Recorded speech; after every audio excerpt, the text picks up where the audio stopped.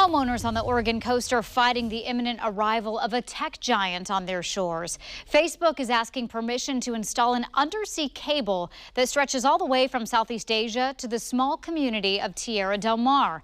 As Fox 12's Simon Gutierrez explains, while the project could bring faster speeds to Facebook users, people who live in the neighborhood are worried about the impact on their quiet beachfront community.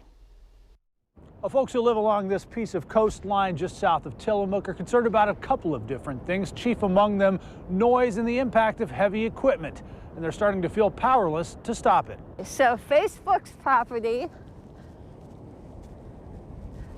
starts about here. Lene Rutledge walks with us along the stretch of beach in front of a piece of property that could soon be home to a massive infrastructure project, a landing spot for an undersea cable owned and operated by Facebook. The industrial drilling will be right in here.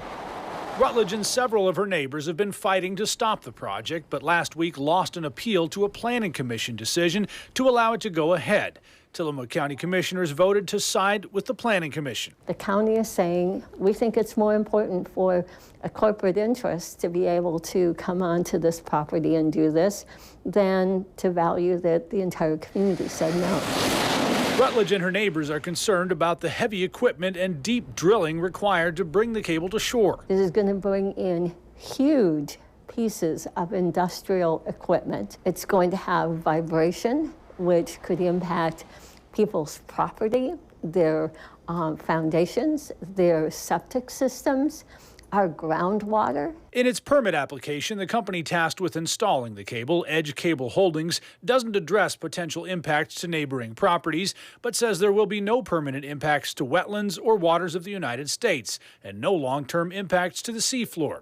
The company, though, does acknowledge there are several threatened or endangered animal species in the area that could be affected by construction.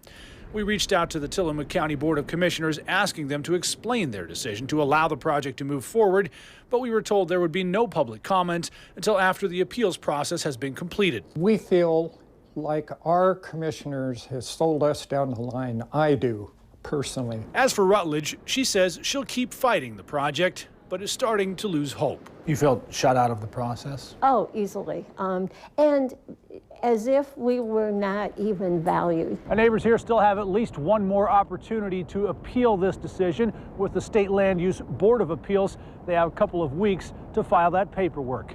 In Tillamook County, Simon Gutierrez, Fox 12 Oregon.